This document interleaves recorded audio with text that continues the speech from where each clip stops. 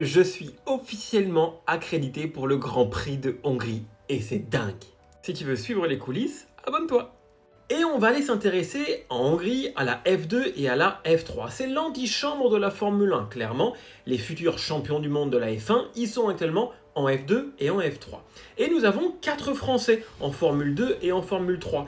Et on va aller dans leur chambre, et c'est ça qui va être intéressant avec eux, et ils vont nous montrer un petit peu ce qu'on ne voit pas, pour insister sur le côté humain et pour montrer que derrière les pilotes qu'on voit à la télé, qui prennent des risques, etc., il y a un humain, et voir comment ils gèrent ce côté mental, cette préparation, quelles sont leurs habitudes, et les 4 pilotes vont nous ouvrir leur chambre, et ça pour le coup, c'est ultra sympa.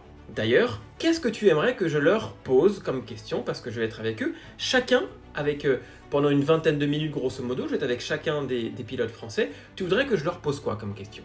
Je ferai également une vidéo avec un ingénieur français. Et pour le coup, ça sera là aussi un tête-à-tête. Et ça sera, moi j'ai mis quelques petites idées de questions. Là aussi, moi j'aimerais savoir qu'est-ce que tu voudrais que je lui pose comme question.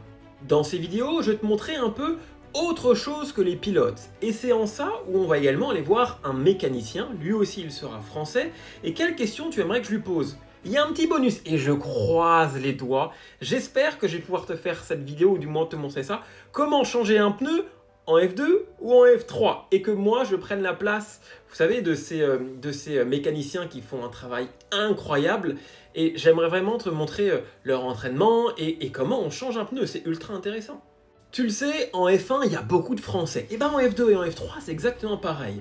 D'ailleurs, dans le service communication, elles sont 2 à gérer, une Australienne et une Française. Et moi, je me suis dit, bah, savez quoi les filles, j'ai envie qu'on vous suive pour qu'on voit ce que c'est que votre métier. Parce que on sait jamais qu'est-ce qu'elles font, ces personnes dans la communication. Et ben regardez, je vais les suivre la journée du jeudi, c'est le Media Day. Dès ce jeudi, par exemple, en Belgique, il y a des conférences de presse. Et ben je vais pouvoir te montrer un peu l'envers du décor. Quel est leur rôle, comment elles sont arrivées là. Et ça, pour le coup, ça va être ultra intéressant. Là aussi, dis-moi, qu'est-ce que tu voudrais que je leur pose comme question? Et autre dinguerie, ça sera ma dernière vidéo, je t'emmène avec moi sur la grille de départ. Au plus proche des voitures, quelques secondes, quelques minutes avant le départ de la course F2, F3, on sera ensemble sur la grille et je te ferai des vidéos. Là aussi, qu'est-ce que tu veux que je te montre? J'attends ton avis en commentaire. Je te ferai des vidéos Formule 1 quand je rentrerai à l'hôtel, mais vraiment sur le paddock, je vais vraiment inciter sur les F2 et F3. Donc pour le coup, je suis extrêmement content de faire ça et c'est vraiment grâce à vous et je tenais vraiment à vous remercier parce que si on m'avait dit qu'il y a 10 mois, quand je me lançais, que j'irais au Grand Prix de Hongrie, jamais de la vie j'y aurais cru.